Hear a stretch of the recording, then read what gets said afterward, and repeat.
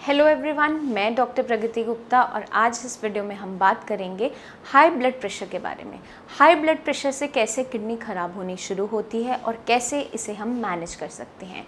तो सबसे पहले जानना ये ज़रूरी हो जाता है आपकी बॉडी में ऐसे क्या चेंजेस आए कि आपका बीपी एकदम से शूट होना शुरू हो गया। नॉर्मल जो बीपी रहता है वो 120/80 होता है, बट एकदम से अगर आपका बीपी बढ़ना शुरू होता है तो उसकी वजह से आपकी किडनी पे इफ़ेक्ट आना शुरू हो जाता है, आपके बॉडी में से प्रोटीन लॉस होने लगता है।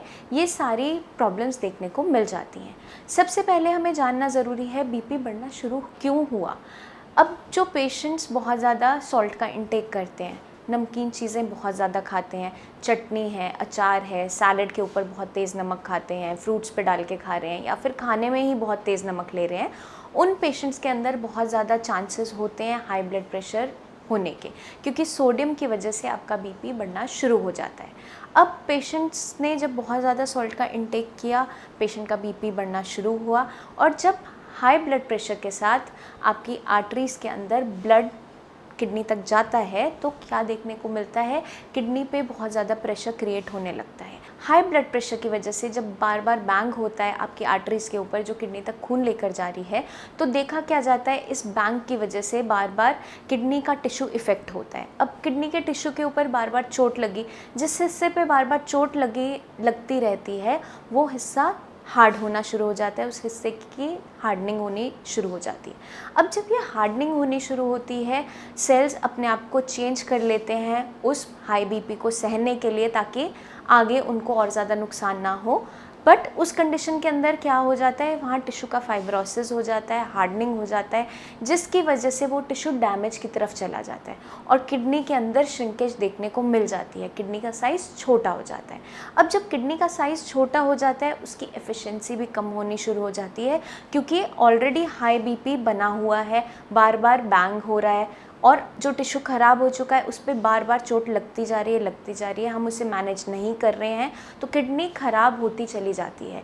और पेशेंट के अंदर सिम्टम क्या देखने को मिलता है, उनका प्रोटीन लॉस बहुत तेज़ी से बढ़ जाता है। अब बॉडी के अंदर जो प्रोटीन रहना चाहिए था वो यूरिन के रास्ते लीक होने लगता है, तो पेशेंट के अंदर बहुत ज़्यादा वीकनेस क्रिएट हो जाती है, वेट लॉस होने लगता है, कमज़ोरी महसूस करने लगता है। ये सारे सिम्टम्स देखने को मिल जाते हैं। इन सभी सिम्टम्स को मैनेज करने के लिए सबसे पहले क्या काम करना होता है, हमें रूट कॉज पे वर्क करना होता है। जो हाई ब्लड प्रेशर है पेशेंट की बॉडी में, उसको मैनेज करना होता है। बीपी की मैनेजमेंट किडनी फेलियर के पेशेंट्स में करनी आसान नहीं होती। आगे मैं चलकर इसी वीडियो में आपको बताऊंगी कैसे हम हाई ब्लड प्रेशर को मैनेज कर सकते हैं। तो अब हम चलते हैं सेकंड रीज़न के बारे में जिसकी वजह से बीपी बढ़ता है। जिन पेशेंट्स के अंदर एडिक्शन देखने को मिलती है, टबैको की एडिक्शन देखने को मिलती है, पेशेंट बहुत लंबे टाइम से टबैको का यूज़ कर रहा होता है, तंबाकू चबा रहा है या स्मोकिंग कर रहा है, तो देखा क्या जाता है पेशेंट का बीपी बहुत तेज़ी से बढ़ने लगता है। अब ऐसा क्यों होता है ये समझना ज़रूरी है। टबैको के अंदर निकोटिन होती है। जब भी आप तंबाकू लंबे समय से चबा रहे हो, उसको स्मोक कर रहे हो या च्यू कर रहे हो, तो निकोटिन बहुत ज़्यादा आपकी बॉडी में इकट्ठी होती चली जाती है। निकोटिन की वजह से क्या देखने को मिलता है, निकोटिन का जो इफ़ेक्ट होता है, निकोटिन आपकी बॉडी में एक फील गुड फैक्टर प्रोवाइड करता है। अब वो फील गुड फैक्टर कैसे मिलता है, वो हिट कैसे मिलता है, उसको आप समझ लीजिए। जब भी कोई पेशेंट टबैको च्यू करता है या स्मोक करता है, तो पेशेंट का एकदम से बॉडी में बीपी बढ़ना शुरू हो जाता है, ब्रेन तक खून का दौरा तेज़ हो जाता है, और वही जो खून का दौरा तेज़ होता है वो आपको एक फील गुड फैक्टर देता है, एक हिट देता है। बट अगर किसी पेशेंट को लंबे टाइम तक इस टबैको की एडिक्शन हो जाती है तो उसके अंदर बीपी बढ़ता रहता है, और अगर हम इसे मैनेज नहीं करते हैं तो आपके किडनी पे, आपके हार्ट पे, आपके ब्रेन पे इसका इफ़ेक्ट आने लग जाता है। पेशेंट को किडनी फेलियर हो सकता है, हार्ट अटैक भी आ सकता है या ब्रेन स्ट्रोक भी हो सकता है। मल्टीपल डिसऑर्डर्स उसकी बॉडी के अंदर देखे जाते हैं। तो ये हमने बात की टबैको के बारे में। थर्ड है पेशेंट को अगर किसी टाइप का स्ट्रेस है, बहुत लंबे टाइम से वो स्ट्रेस में रह रहा है, या फिर बहुत लंबे टाइम से उसे सही तरीके से नींद नहीं आ रही है, पेशेंट बहुत ज़्यादा सोचता है, स्ट्रेसफुल लाइफ जी रहा है, तो उस कंडीशन के अंदर भी पेशेंट का बीपी एकदम से बढ़ना शुरू हो जाता है। और जब बीपी बढ़ता है तो आपके किडनी पे भी इसका इफेक्ट आता है, बाकी ऑर्गन्स पे भी आता है, उनमें से एक किडनी भी होती है। और जब किडनी पे बहुत ज़्यादा इफेक्ट आना शुरू होता है हाई ब्लड प्रेशर की वजह से, तो किडनी डैमेज की तरफ बढ़ती चली जाती है। अभी हमने बात की बीपी बढ़ने के पीछे जो रीज़न्स हैं उनके बारे में। अब हम बात करेंगे कैसे हम इसे मैनेज कर सकते हैं, क्योंकि किडनी फेलियर के अंदर हमें सबसे ज़्यादा जो ध्यान रखना है वो अपने बीपी का रखना होता है, क्योंकि मैक्सिमम जो केसेस देखने को मिलते हैं किडनी फेलियर के अंदर, उसमें हाई ब्लड प्रेशर की वजह से किडनी पर लॉस होना शुरू होता है, बार बार किडनी पे बैंग होता है, और चोट लगने की वजह से किडनी के टिश्यूज़ ख़राब होने लगते हैं। जो नेफ्रॉन्स खून को फिल्टर करके यूरिन के रास्ते गंदगी को बाहर निकाल रहे होते हैं, उनका डैमेज होना शुरू हो जाता है, उनका फाइब्रोसिस होने लगता है, उनकी लेयर ख़राब होने लगती है। और जब ये हार्डनिंग होने लगती है टिश्यू की, उसकी वजह से आपकी किडनी की जो फिल्ट्रेशन की कैपेसिटी है वो कम होती चली जाती है। तो हमें अगर मैनेज करना है किडनी फेलियर को, तो सबसे पहले इसके पीछे छुपे रीजंस को ढूंढना और समझना बहुत ज़्यादा ज़रूरी हो जाता है। 40% ऑफ द केसेस देखने को मिलते हैं हाई ब्लड प्रेशर की वजह से, जो बाकी 40% रह जाते हैं वो डायबिटिक नेफ्रोपैथी के केसेस देखने को मिलते हैं। हाई शुगर लेवल्स की वजह से आपकी किडनी पे खराबी आनी शुरू होती है। और जो रेस्ट 20% ऑफ द केसेस रह जाते हैं वो आपके होते हैं जेनेटिक डिसऑर्डर्स, जैसे पॉलीसिस्टिक किडनी है, आईजीए नेफ्रोपैथी है। बट हर एक किडनी फेलियर के पेशेंट के अंदर ज़्यादातर देखने को मिलता है कि उसका बीपी बढ़ना शुरू हो जाता है। हाई ब्लड प्रेशर की वजह से भी आपकी किडनी ख़राब होने लगती है, और जब आपकी किडनी ख़राब होने लगती है तो भी पेशेंट का बीपी बढ़ना शुरू हो जाता है। ये दोनों ही कंडीशंस आपकी बॉडी में क्रिएट हो जाती हैं। तो इम्पॉर्टेंट क्या हो जाता है कि हमें सबसे पहले बीपी की मैनेजमेंट करना शुरू करना होता है। अब पेशेंट का अगर बीपी बहुत ज़्यादा बढ़ा हुआ रहता है, जैसे मान लीजिए उसका जो सिस्टोलिक बीपी है, ऊपर वाला लेवल है वो 130 है, और नीचे वाला जो डायस्टोलिक बीपी है जो 80 रहना चाहिए वो 90 है, 95 रहता है, और लंबे टाइम तक ये बना रहता है। पेशेंट को कोई सिम्टम्स नहीं आ रहे थे, उसे पता ही नहीं है उसका बीपी बढ़ता चला जा रहा है, कोई मेडिसिन नहीं खा रहा था, बट पेशेंट के लाइफस्टाइल में कुछ चेंजेस लाने से हम इसे मैनेज कर सकते हैं। अब जब हमें पता है हम किडनी फेलियर के पेशेंट हैं, पेशेंट के यूरिया लेवल्स, क्रिएटिनिन लेवल्स बढ़ने शुरू हो गए हैं, प्रोटीन लॉस शुरू हो गया है, तो पेशेंट जब भी साई संजीवनी में आता है, सबसे पहले हम उसकी जब भी हिस्ट्री पिक करते हैं तो सबसे पहले रीज़न देखा जाता है कि उसकी किडनी ख़राब होने के पीछे क्या कारण रहा। ज़्यादातर पेशेंट्स के अंदर, जैसे मैंने आपको बताया, हाई ब्लड प्रेशर एक ऐसा कल्प्रिट मिल जाता है जो या तो नोटिस था या अननोटिस गया था। किसी पेशेंट को पता होता है उसका बीपी बढ़ता जा रहा होता है, बट वो उस पर ध्यान नहीं देता, उनकी केयरलेसनेस की वजह से आगे चलकर किडनी फेलियर की कंडीशन तैयार हो जाती है। या फिर कुछ पेशेंट्स के अंदर ये भी देखने को मिलता है उनका बीपी बढ़ा रहता था, हेडेक रहता था, बट उन्हें मालूम ही नहीं था कि ऐसा कुछ हो रहा है, क्योंकि उन्हें कोई सिम्टम एज सच अभी कभी फील नहीं हुआ कि उन्हें टेस्ट करवाना पड़े, या अननोटिस गई ये चीज़, तो उनके अंदर भी किडनी फेलियर आगे चलकर हो जाता है। सबसे पहले पेशेंट का जब बीपी बढ़ना शुरू हुआ, यूरिन के रास्ते झाग आना शुरू हो जाता है, प्रोटीन लॉस शुरू हो जाता है। अगर पेशेंट उसी स्टेप पे ध्यान दे देता है, उसे पता चल जाता है, आप नोटिस कर लेते हो, तो आगे आप फर्दर स्टेजेस पे नहीं पहुंचते हो किडनी फेलियर की।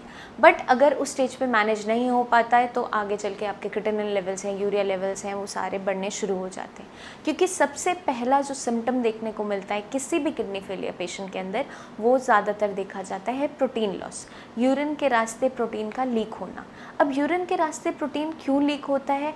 जब भी आपकी किडनी पे किसी तरह का स्ट्रेस क्रिएट होता है, ओवरलोडिंग होता है, या फिर कोई भी एक्स्ट्रा वर्कलोड आ जाता है किसी भी कारण से, हाई ब्लड प्रेशर की वजह से वो लोड हुआ या हाई शुगर लेवल्स की वजह से हुआ, तो जब भी लंबा टाइम तक आपकी बॉडी के अंदर हाई बीपी बना रहता है, हाई शुगर लेवल्स बने रहते हैं, आपकी किडनी पे जो डैमेज है वो होना शुरू हो जाता है। अब इस डैमेज को मैनेज करने के लिए हमें रूट कॉज पे वर्क करना पड़ता है। अगर आपका बीपी की वजह से किडनी ख़राब हो रही है तो बीपी की मैनेजमेंट सबसे पहले हमें करनी ज़रूरी है, क्योंकि आप जो भी मेडिसिन लोगे, अपनी किडनी के फंक्शंस को इन्हांस करने के लिए, जो हम KFRT ट्रीटमेंट में देते हैं। बट अगर हम रूट कॉज पे ध्यान नहीं देते हैं, फिर भी पेशेंट का BP बढ़ रहा है, तो आपकी कंडीशन ख़राब होती चली जाती है। तो जैसे ही कोई भी पेशेंट साई संजीवनी में आता है, हम उसका डायग्नोसिस बनाते हैं, किस वजह से किडनी ख़राब हुई। मान लीजिए उसकी जो किडनी है हाई BP की वजह से ख़राब हो रही है, जिसे हम इस्चेमिक नेफ्रोपैथी कहते हैं। उसके अंदर पेशेंट का BP मैनेजमेंट बहुत ज़्यादा ज़रूरी हो जाता है। तो सबसे पहला स्टेप हो जाता है उसका BP मैनेजमेंट करना। वो हम कैसे कर सकते हैं? अगर पेशेंट सॉल्ट कंटेंट बहुत ज़्यादा कर रहा है, तो उसका सॉल्ट रिस्ट्रिक्ट करवाया जाता है डाइट के अंदर। उसको डाइट में सेंधा नमक स्टार्ट करते हैं। अगर उसका BP ठीक रहता है, 120/80 रहता है, तो उस कंडीशन में सेंधा नमक अलाउड होता है, वो भी pinch of salt in every meal. But अगर किसी पेशेंट का BP शूट अप कर रहा है, 130/90, 130/95, 140/100 ऐसा रहता है, तो कुछ दिनों के लिए बिल्कुल सॉल्ट रिस्ट्रिक्टेड डाइट लेने के लिए एडवाइस किया जाता है। सॉल्ट रिस्ट्रिक्शन के साथ साथ क्या करते हैं, ये देखा जाता है पेशेंट के अंदर किसी भी तरह की एडिक्शन तो नहीं है। अगर पेशेंट टबैको का यूज़ कर रहा है तो वो भी स्टॉप करवाया जाता है। थर्ड स्टेप, पेशेंट की BP की मॉनिटरिंग करवाई जाती है। आपको दिन में 3 से 4 बार अपना BP चेक करना होता है, उसे नोट डाउन करना होता है। और आपको ध्यान क्या रखना होता है, जो आपका डायस्टोलिक BP है, नीचे वाला लेवल है, जो नॉर्मल कंडीशन में 80 रहता है, वो 70 to 80 के बीच में रहना चाहिए। अब 70 to 80 क्यों हमें चाहिए, वो समझ लीजिए।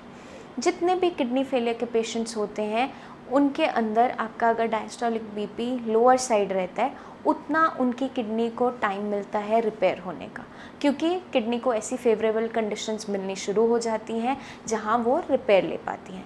तो जब हम आपका KFRT ट्रीटमेंट स्टार्ट करते हैं, आपकी BP की मेडिसिन जो चल रही होती हैं ऑलरेडी, एलोपैथिक मेडिसिन, वो स्टॉप नहीं करवाई जाती हैं, वो साथ के साथ आपको लेनी होती है। और आपकी डाइट में चेंजेस किए जाते हैं, आपके लाइफस्टाइल में जो बदलाव हम लाने के लिए बोलते हैं वो आपको फॉलो करने होते हैं। आपको कुछ एरोबिक एक्सरसाइजेस करने के लिए कहा जाता है। वो कंडीशन टू कंडीशन वेरी करता है, पेशेंट टू पेशेंट, कहाँ पे अलाउ करना है, कहाँ नहीं करना है।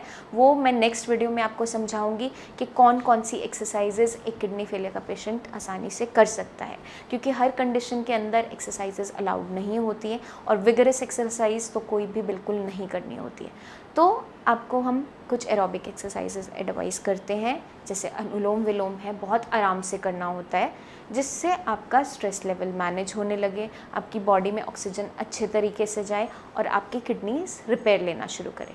तो मैंने आपको जैसे बताया, BP की मॉनिटरिंग हो गया, सॉल्ट रिस्ट्रिक्शन हो गया, कोई अगर एडिक्शन है उसको स्टॉप करना होता है, ये सारी चीज़ें हम मैनेज करते हैं।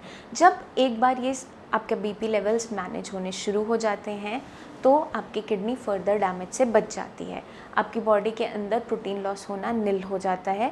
जो यूरिन के रास्ते प्रोटीन की लीकेज बनी हुई थी, क्योंकि जब भी आपका BP शूट अप करता है, आपकी किडनी पे लोड आता है और देखा क्या जाता है, आपके यूरिन के रास्ते प्रोटीन लीक होना शुरू हो जाता है।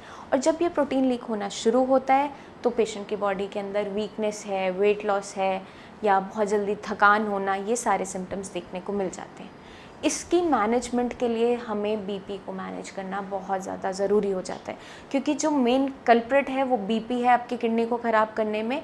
जब तक हम उसे नहीं हटाएंगे, उसको मैनेज नहीं करेंगे, जितनी हम मर्ज़ी आप ट्रीटमेंट ले लोगे, आपको रिजल्ट्स नहीं मिल पाते। तो सबसे पहले हमें अपने BP को मैनेज करना ज़रूरी हो जाता है। आई होप ये वीडियो आपको मदद करेगी अपने ब्लड प्रेशर को कंट्रोल करने में और फर्दर अपनी किडनी फेलियर की कंडीशन को मैनेज करने में। फिर भी आपके माइंड में कोई भी डाउट्स हों अपनी किडनी हेल्थ को लेकर, अपने बढ़ रहे क्रिएटिनिन को लेकर, तो नीचे दिए हुए नंबर्स पर आप हमारी टीम ऑफ डॉक्टर से खुलकर बात कर सकते हैं। आप क्लिनिक पे आकर मुझसे अपॉइंटमेंट भी ले सकते हैं। तब तक के लिए आप अपना खास ध्यान रखिए। जल्दी ही मिलते हैं नेक्स्ट वीडियो में, जहां मैं आपको बताऊंगी कुछ ऐसी एक्सरसाइजेस जो एक किडनी फेलियर का पेशेंट कर सकता है, और ख़ास आपको क्या ध्यान रखना है, जो आपको हम गाइडलाइंस देते हैं, जो आपको हम चीज़ें समझाते हैं, वो आपको अच्छे तरीके से फॉलो करनी होती है, ताकि आप अपनी किडनी हेल्थ को इम्प्रूव कर सकें। तब तक के लिए मैं चलती हूँ। आप अपना खास ध्यान रखिए। धन्यवाद।